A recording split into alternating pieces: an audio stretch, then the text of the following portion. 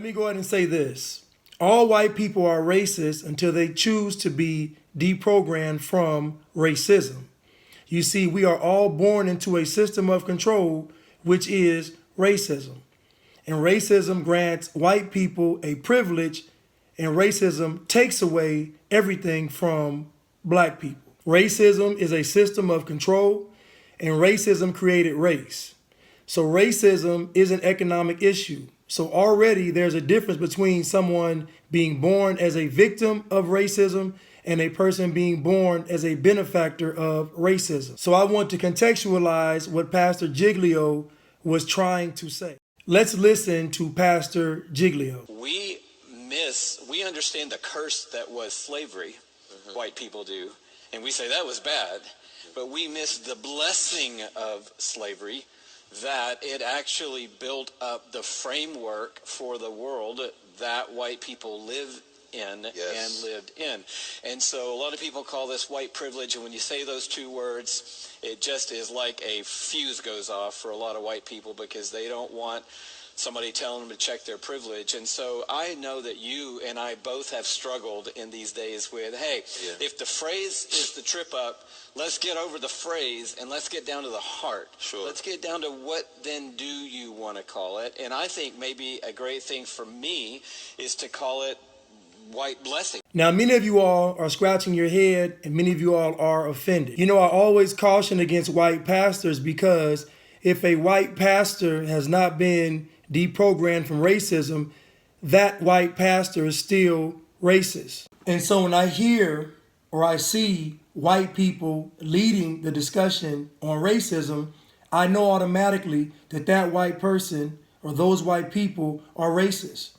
Because at this point in time, white people should only be listening to black people. Because if white people can acknowledge that systematic racism is real, that lets me know that you knew it existed and you didn't do anything about it. So that pretty much disqualifies you from speaking now. So Pastor Giglio, thinking that he has a solution to what's going on, clearly lets me know that he is still racist. Because if he was truly deprogrammed, he would be sitting there listening with his checkbook out. But let's continue to listen to Pastor Giglio. And I think maybe a great thing for me is to call it white blessing, that I'm living in the blessing of the curse that happened generationally that allowed me to grow up in Atlanta. And, you know, you're talking about being 57. If you were 57, I can't imagine being that old, Dan, and being 57.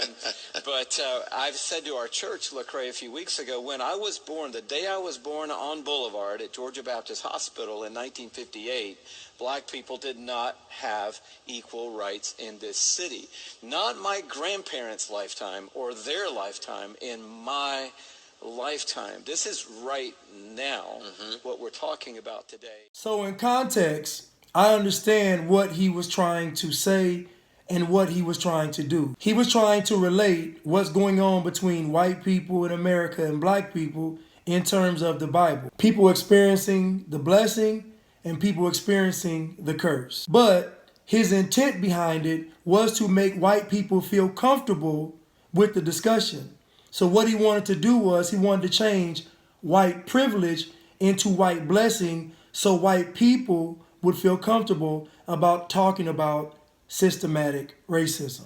But that in itself is still racist. White people being comfortable is a luxury. In fact, white people have been comfortable for centuries. They have been able to do whatever they want to do in this country. And dear white people, if you are listening, you know what I'm saying is true.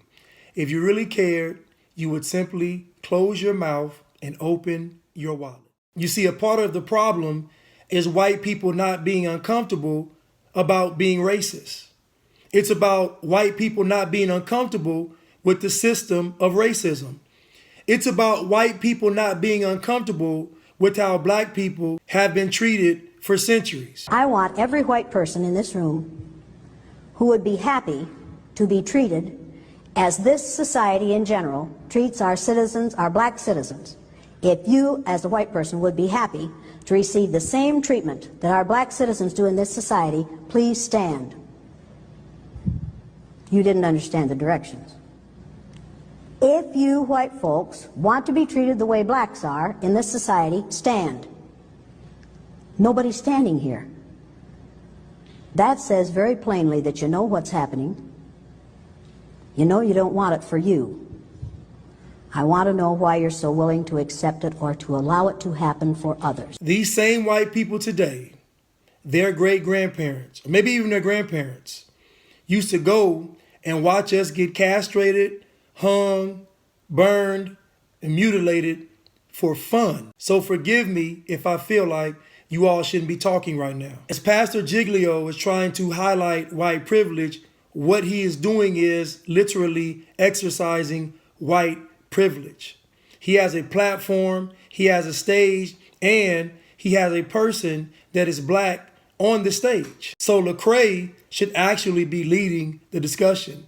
Everybody should be listening to Lecrae. And many of you are wondering why Lecrae remains so silent. First of all, I want you to know I wasn't okay with it. Even as I sat there, I was very uncomfortable and I was processing on like, man, what do I say in light of this? There's been a lot of times where as I've navigated white supremacy or racial injustice, where I've just been trying to figure out, where I wanted to lash out, honestly, in anger. And there's other moments where I've been like, all right, God, give me the grace and the wisdom on how to deal with this. And in that moment, I was processing like, man, what do I do? Now, this is Lecrae talking about why he was silent. He was trying to process. I want you to understand something.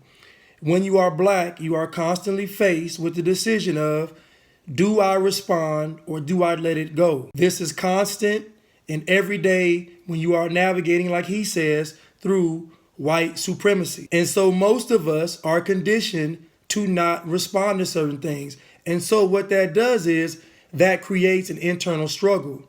So when he's on a platform, and this is the time for him to really say something and have a voice, and actually him responding to him would have been very impactful. What he does is do what he conditioned himself to do, which is deal with his struggle internally. And so he has conditioned himself to not make white people feel uncomfortable. And this is a part of being black, and this is also a part of systemic racism. Because we don't have any leverage, we are pretty much forced to bite our tongue. We are pretty much forced to not be who we really are. We are pretty much forced to be black or African American. So back to Pastor Giglio. I was calling him Giglio. It's too much like Gigolo. I'm just joking. So Pastor Giglio's intent was not to end systematic racism. Pastor Giglio's intent was to make white people feel comfortable about simply having a discussion. Not solutions, simply having a discussion. Maybe a great thing for me is to call it white blessing, that I'm living in the blessing of the curse that happened generationally that allowed me to grow up in Atlanta. And this is why I harp on the fact that racism is an economic issue, because you are not going to be able to appeal to the morality of white America about how you should be treated. Any white person who was born, raised, and schooled in the United States of America, if you aren't a racist, you're a miracle. Either that or you decided to educate yourself. Because education in this country is about white is right, brown's all right, black's got to stand back. Yellow's mellow, but whites, we educate in a way that says that white males have done all the adventures, have made all the adventures, have done all the discovering, have made everything that is good and has been accomplished according to social studies, which is actually anti-social studies, by white males. It's a lie. But we do that in order to maintain the myth of white superiority. The myth of race has to be maintained at all costs in this country. Because if white people have to give up the color of their skin as being something that makes them perfect, what do they have left? The discussion around racism should be a non-emotional one. This is simply about economics. In order to fix it, there must be a transference of wealth. So when Moses freed the people, what they often leave out about the story is the fact that they left with the Pharaoh's gold. Moses freed the people and they left rich, because freeing the people is the right thing to do. But giving them what you owe them with interest is justice.